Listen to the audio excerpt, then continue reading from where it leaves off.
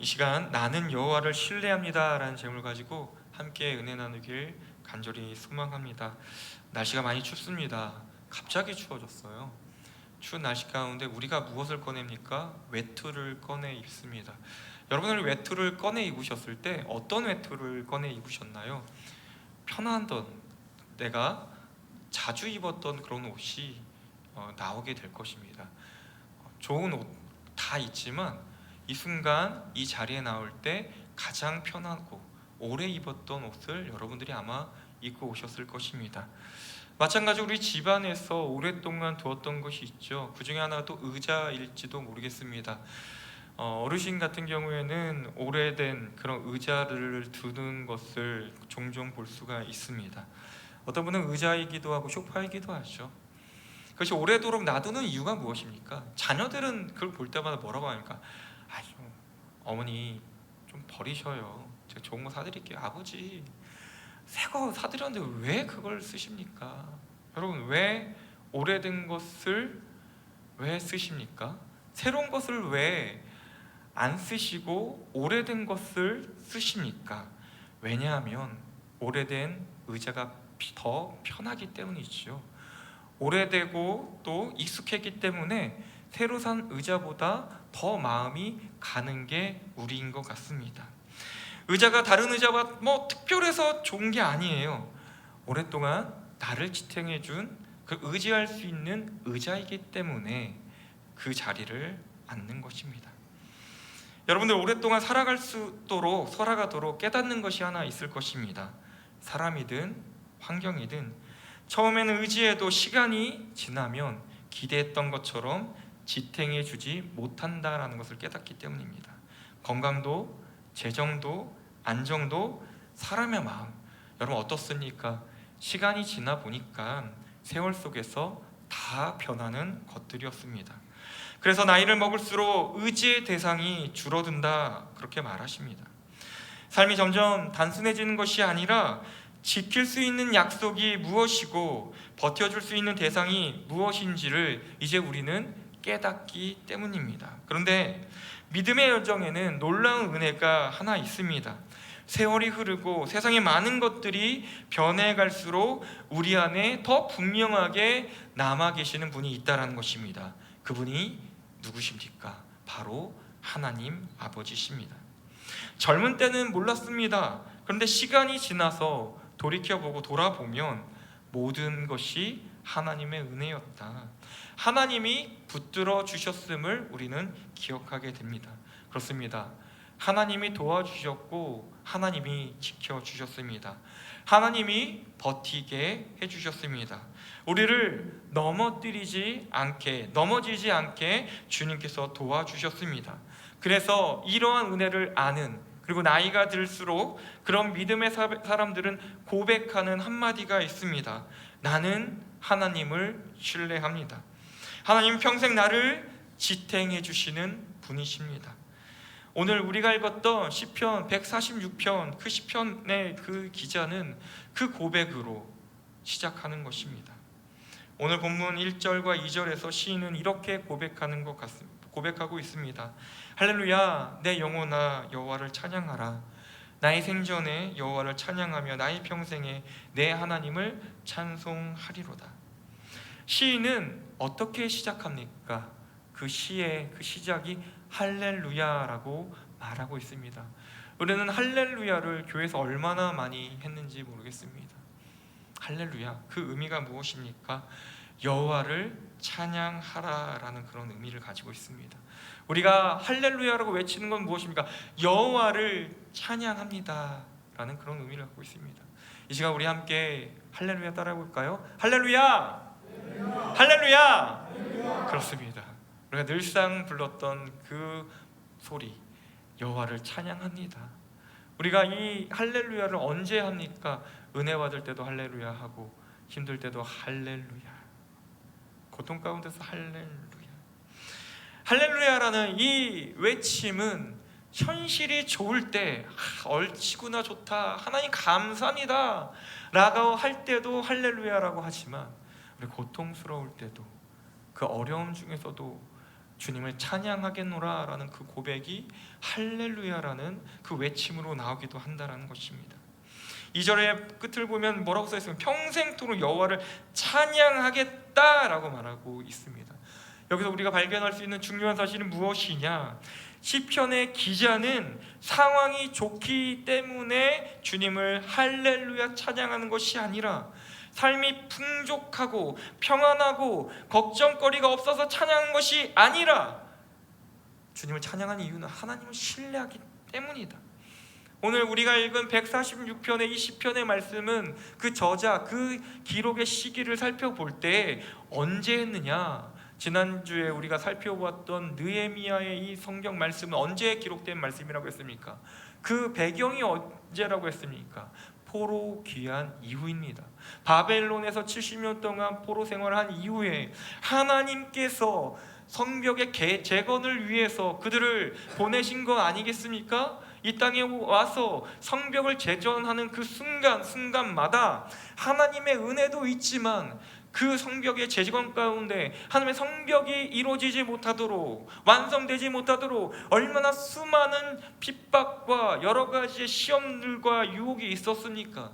오늘 시편의 그 146편의 말씀은 그 어려운 시기, 포로 귀환 이후에 성벽을 재건하는 그 가운데 이 찬양이 울려 퍼졌다라는 것입니다. 성벽이 완성되기 전에 아직 미래적으로 완성되지 않았습니다. 아직 미래가 불투명하지만 시인은 미래를 담고 나를 도와주신 주님, 내가 어려운 가운데에서도 주님을 할렐루야라고 찬양하고 있다라는 것입니다. 우리가 좋은 소식을 들을 때 누구든지 찬양할 수 있습니다. 병이 나았을 때, 문제가 해결되었을 때, 기도의 응답을 받았을 때, 그때의 감사, 그 찬양은 아주 자연스럽습니다. 하지만 믿음의 사람은 결과에 찬양하는 사람들이 아닙니다. 여호와를 신뢰하기 때문에 찬양하는 사람입니다. 그렇기 때문에 내 상황이 좋지 않을지라도 찬양할 수 있는 사람이어야 된다는 것입니다. 그래서 시인은 나의 평생에 내 하나님을 찬송하리로다 라고 그렇게 말합니다.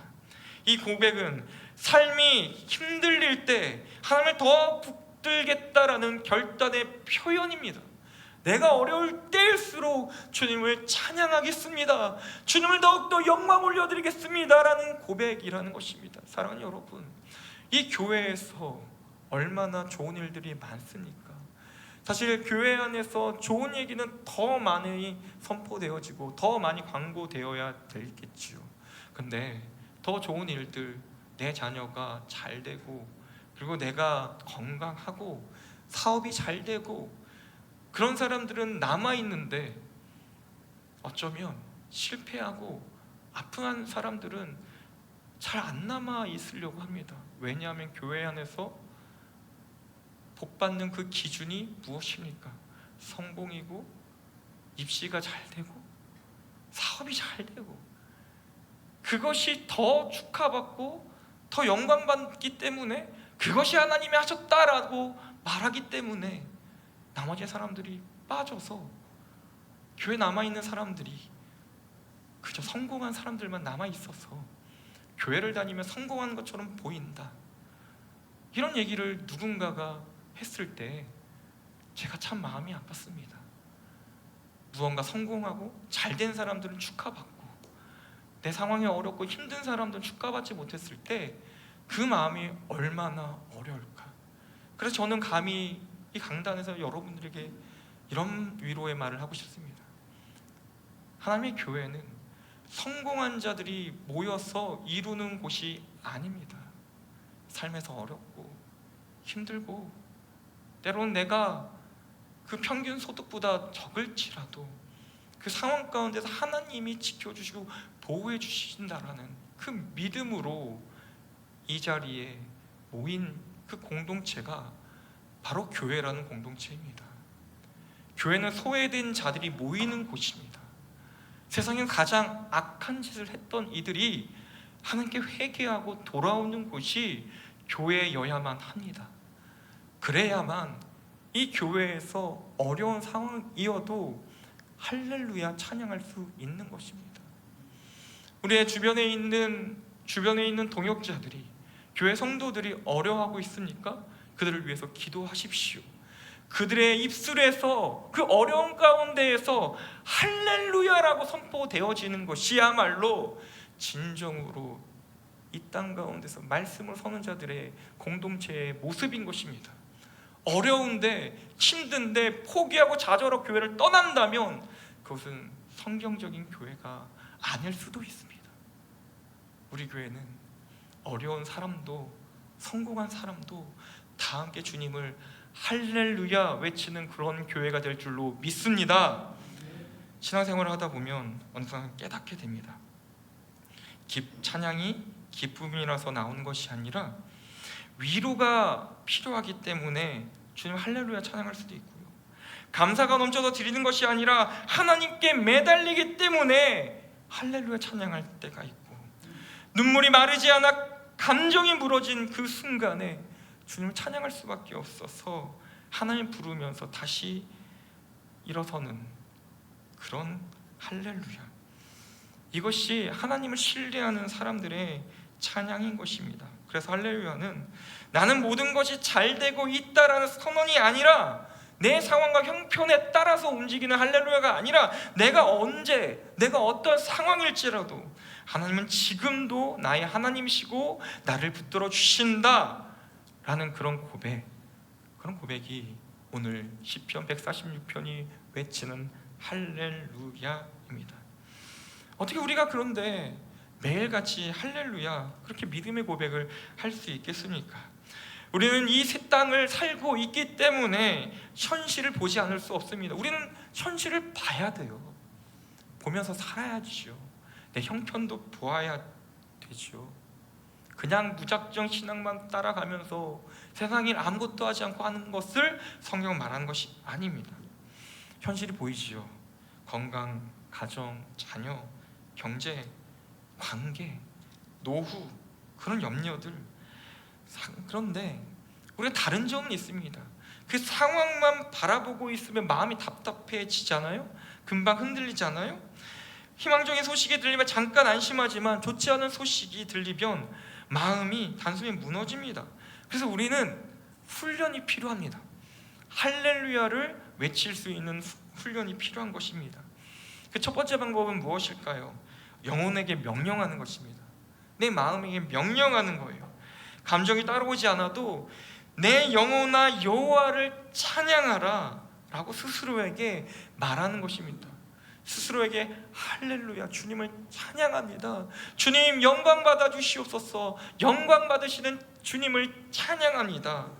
그렇게 내 속에서 계속해서 외칠 때 그 찬양은 감정이 아니라 믿음의 선택으로 시작하게 되는 것입니다. 또한 두 번째로 어떤 훈련을 할 수 있느냐? 평생의 시선을 하나님께 두기로 결단한 것입니다.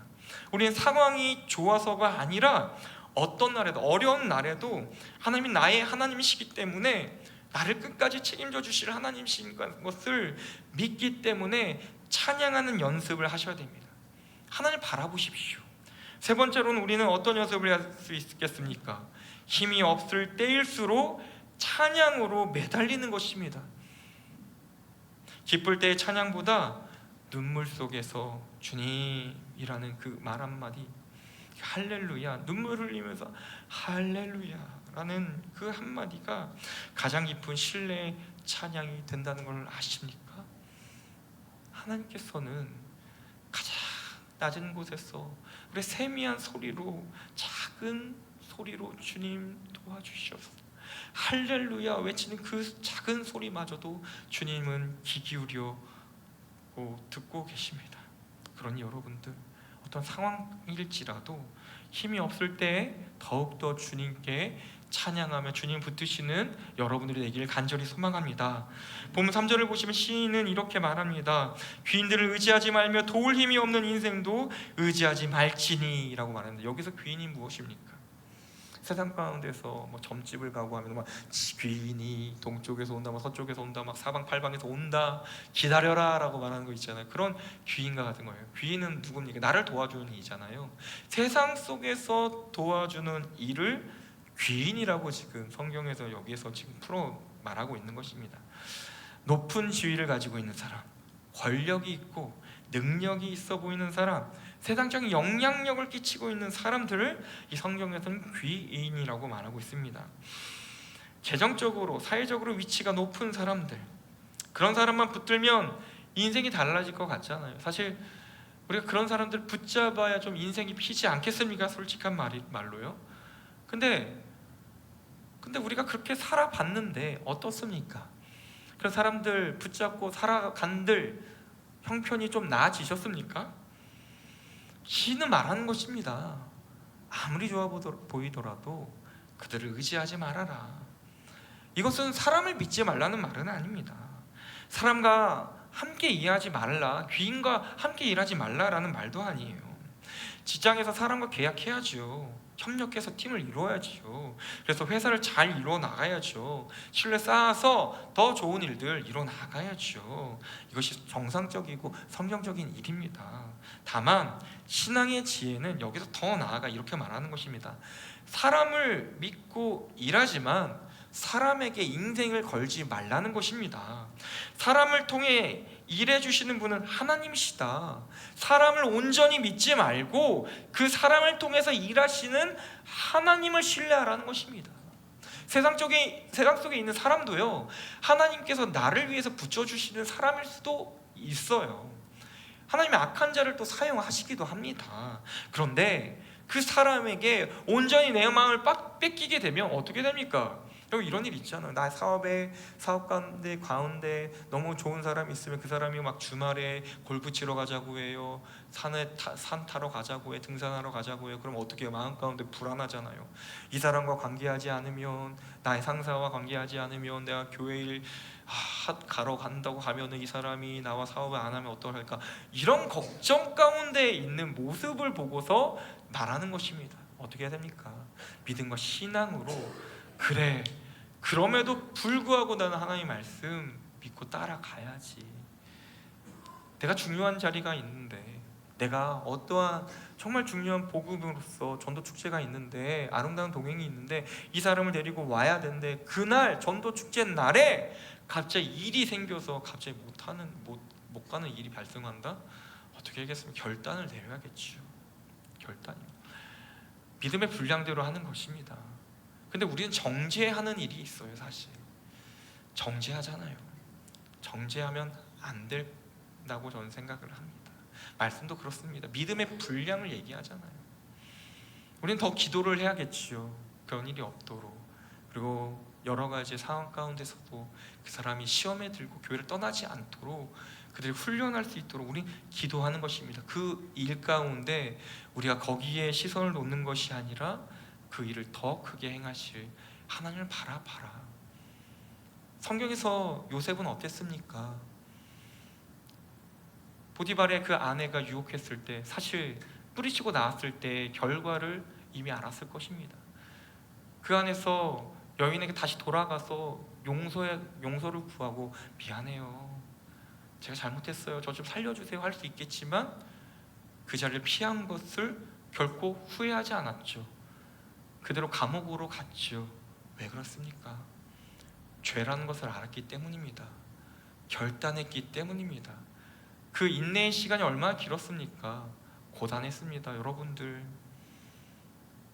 내가 세상 가운데서 믿음으로 살아간다고 해서 하나님이 곧장 성공의 길로 인도하지는 않으십니다. 인내와 고난의 시간, 그 시간이 반드시 필요한 것입니다. 그 인내와 고난의 시간의 그 끝에 하나님께서 요셉을 사용해 주셨잖아요. 그런 하나님을 믿고 신뢰한다면 우리가 세상을, 그 귀인을 바라보는 것이 아니라 그보다 더 크신 하나님을 보게 될 것입니다. 오늘 시편의 기자는 그 하나님을 바라봐야 된다라고 말하고 있는 것입니다. 4절이 그 이유를 설명합니다. 그의 호흡이 끊어지면 흙으로 돌아가서 그날에 그의 생각이 소멸하리로다. 결국 그 귀인은 유한한 인생이라는 것입니다. 그리고 주변의 지인이 아무리 잘났어도 결국 그것은 인간이 갖고 있는 것이죠. 유한한 것입니다.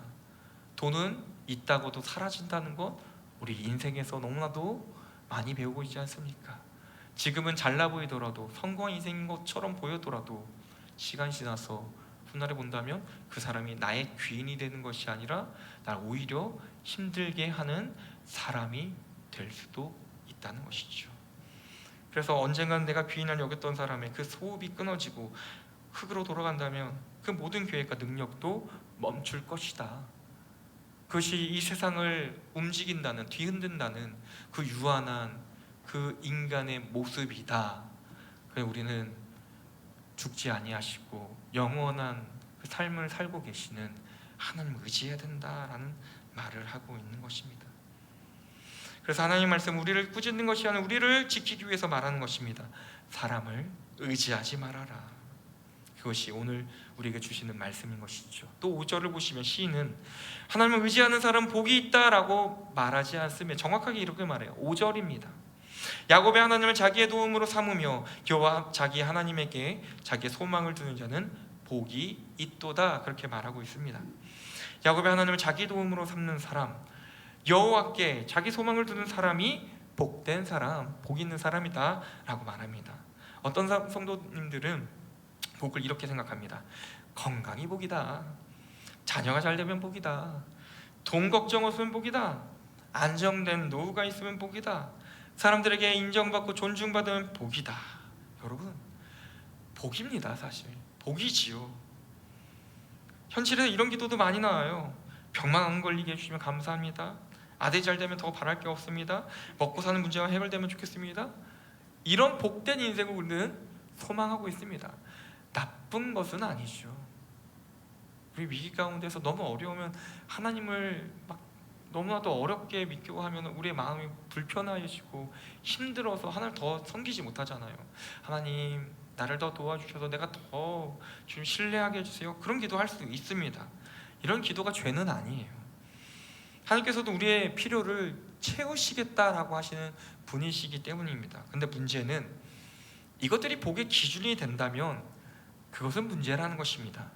다시 말해서 이것들을 잃어버리면 인생이 끝났다라고 느끼는 정도가 된다면 그것은 더 이상 선물이 아니라 우리가 붙드는 우상이 된다는 것입니다.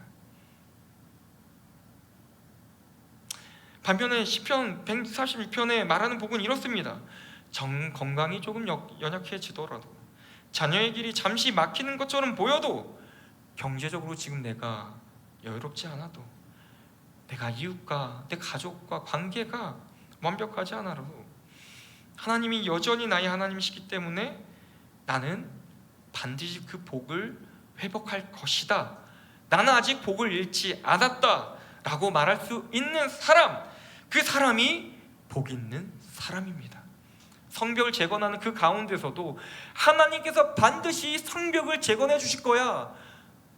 요셉이 그 어려운 가운데 그 감옥에 있을지라도 붙들었던 그 복된 그 소망, 그 모습이 무엇입니까?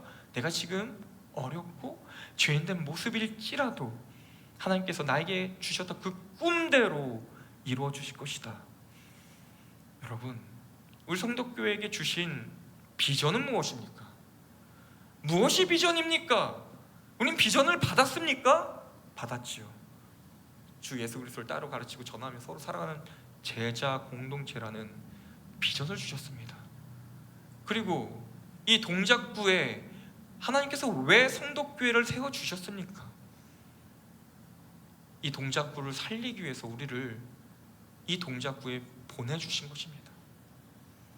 수많은 교회가 문을 닫고 사라지는데 왜 우리 교회가 이곳에 수많은 아파트가 세워지는 공사 현장 가운데서도 우리 교회는 왜 이곳에 이 자리를 지키고 있습니까? 여러분들은 그 비전을 보셨습니까? 보셔야 됩니다. 한 명만 봐야 됩니까? 담임 목사님만 봐야 될까요? 중직자들, 장로님, 권사님들만 볼까요? 늘 말씀드리지만 성령 하나님은 한 분이십니다. 교회는 하나 된 공동체입니다. 따로 떨어져 분리된 게 아니라 지금 성도님들이 앞에 있는 김요한이라는 이 목사가 얼굴 따로 있는 것이 아니라 몸 따로 있는 것이 아니라 하나로 붙어 있는 것처럼 우리 하나 되었습니다. 그렇기 때문에 성령 하나님께서는 우리에게 동일한 비전을 제시합니다. 그 비전을 놓고서 우리가 기도하고 이루어주시기를 간절히 소망해야 됩니다. 그 비전이 있다면 우리는 좌절하지 않는 것입니다. 다시 한번 여러분들에게 말하지만 그 비전을 하나님께서 우리에게 주신다면 우리 교회가 어쩌면 다른 교회에 비해서 좀 비교가 될 수 있을지라도, 우리의 재정의 형편이 걱정이 될지라도 하나님이 주시는 그 비전이 분명하다면 하나님은 우리 교회를 세워주실 것입니다. 여러분, 다음 세대가 걱정되십니까? 걱정되죠. 여러분, 그 가운데서 비전을 보셨습니까? 다음 세대에 대한 비전을 보셨습니까? 볼 수 없다면 우리는 좌절할 것입니다. 우리 힘들 것입니다. 근데 비전을 본다면 어떻겠습니까? 이 힘든 시기를 지켜나갈 수 있을 것입니다. 어떻게 하면 우리가 그 비전을 볼 수 있을까요? 기도하는 것이지요. 기도로 주님 앞에 나아가는 것이지요. 말씀 앞에 나아가는 것이지요. 눈물을 흘리며 기도해야 되는 것이죠. 우리의 가정이 어렵습니까? 우리의 형편이 어렵습니까? 우리 가정 가운데 자녀들이 주님 앞에 나아가지 못해서 때로는 방황하는 모습 가운데서 눈물을 흘리십니까? 비전을 보셨습니까? 비전이 아직 없습니까? 하나님께서 주신 소망과 미래가 아직 나에게 없습니까? 하나님 안 주시겠습니까? 하나님 우리를 얼마나 사랑하시는데 안 주시겠습니까? 비전을 보십시오. 하나님은 반드시 우리 성덕교회 그리고 우리 성도님들 가정 가운데 아주 귀한 그 비전을 제시해 주실 것입니다. 그 비전을 보는 자는 상황과 환경에 흔들리는 것이 아니라 어떠한 가운데서도 나를 지키시고 이끄실 전지전능한 하나님 때문에 묵묵히 그 길을 걸어가는 것입니다. 시편 146편의 할렐루야, 그 외침은 상황이 나아져서의 할렐루가 아님을 여러분께 말씀드렸습니다. 아직 미래적으로 완벽히 재건되는 것도 아니었고 현실적으로 어렵고 힘든 가운데서도 미래에 대한 소망을 가지고 외친 게 할렐루야였던 것입니다. 하나님께 소망을 둔 사람은 이렇게 하는 것입니다. 하나님, 결과가 좋아져야 안심하는 것이 아니라 주님이 저와 함께 하시는 제가 믿기 때문에 그 문제보다 더 크시고 그 문제를 해결하실 주님이시기 때문에 저는 주님 믿고 나아갑니다. 이런 고백이 있는 사람을 성경은 복 있는 사람이고 복을 받을 자격이 있는 사람이라고 합니다. 복된 사람이 되고 싶습니까? 그래서 소망을 사람이나 상황에 두는 것이 아니라 하나님께 두십시오. 그럼 소망의 복을 누리는 사람이 될 것입니다. 이어서 10절에서는 시인은 하나님을 영원히 다스리는 분이라고 외칩니다. 사람이 세우는 나라와 권력은 반드시 끝이 있지만 하나님의 다스림은 멈추지 않고 세대에서 세대로 이어집니다.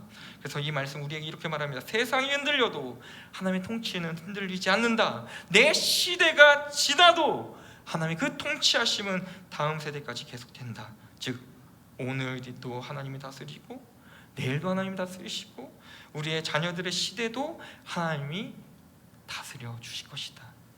그렇기 때문에 하나님의 백성은 불안 살지 않고 하나님의 통치 속에서도 평안을 누리며 살아갈 수 있는 것입니다. 사랑하는 여러분, 누군가 저에게 교회에 대한 질문을 했습니다. 교회가 어떻게 해야 될 것인가? 저는 여러분들이 행복했으면 좋겠습니다. 그 행복이라는 것은 어떠한 상황 가운데서 어떤 상황이 주는 것 때문에 행복한 것이 아니라 내 상황과 환경이 어려울지라도 나와 함께 하시는 그 주님, 그 가운데서 행복하고 또 이 교회를 이루고 있는 성도 한 명 한 명이 모여서 서로 행복한 교회. 모이면 싸우고 자기에게만 하면 그 안에는 분란밖에 없습니다. 여러분들도 부부 생활도 해보고 사회생활 가운데 관계 다 해보시잖아요. 왜 부부가 싸웁니까? 서로의 마음을 이해하지 못하고 이기적인 마음으로 자기 주장만 한다면 싸우는 것입니다. 교회도 마찬가지겠죠. 자기 주장만 한다면, 자기 생각이 옳다라고 한다면 무너지는 것입니다. 저는 교회에 머리 대신 그 주님만 바라본다면 불평불만은 사라지게 될 것이고, 그리고 하나님이 주시는 말씀을 여러분들 보신다면 성경은 늘 사랑을 말합니다. 사랑이 없는 꽹과리 같은, 그냥 아무것도 아름답지 않은, 듣기 싫은 소음과 같은 사랑이 되지 마시고 하나님을 신뢰하며 내 안에 있는, 내 옆에 있는 동역자도 사랑하시고, 이 교회를 바라보면서 소망을 꿈꾸면서 어떠한 돈과 물질과 어떠한 형상을 따라서 의지하는 것이 아니라 머리 대신 주님만 바라보고 나아간다면 우리는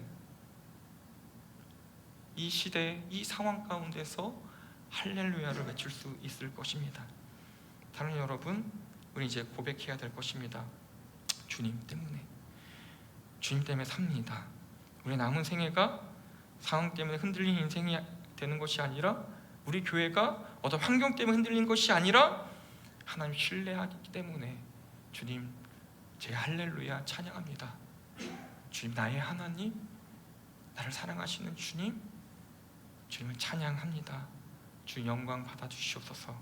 그렇게 할렐루야로 찬양하는 인생이 되는 여러분의 인생, 그리고 성덕교회가 되길 간절히 소망합니다. 하나님, 기도하겠습니다. 살아서 역사하시는 하나님 아버지, 우리의 삶에는 흔들리는 일들이 많지만 하나님 흔들리지 않으시는 반석이심을 믿습니다. 우리의 건강이 약해져도, 형편이 어려워져도, 관계가 무너져도 하나님 여전히 우리 하나님이 되심을 우리가 붙잡게 하여 주시옵소서. 우리의 평안이 환경에서 오는 것이 아니라 우리를 다스리시는 하나님께서 함께 하시기 때문에 오는 것임을 날마다 경험하게 하여 주시옵소서. 성도님들의 가정을 주님께서 축복하여 주시고, 또한 이곳 동작구에 세워주신 성덕교회를 주님께서 복된 교회로 세워주시고, 또 어떠한 어려움과 상황 가운데서도 머리 대신 주님만 바라보며 여호와 하나님만을 신뢰하는 성덕교회 되게 하여 주시옵소서.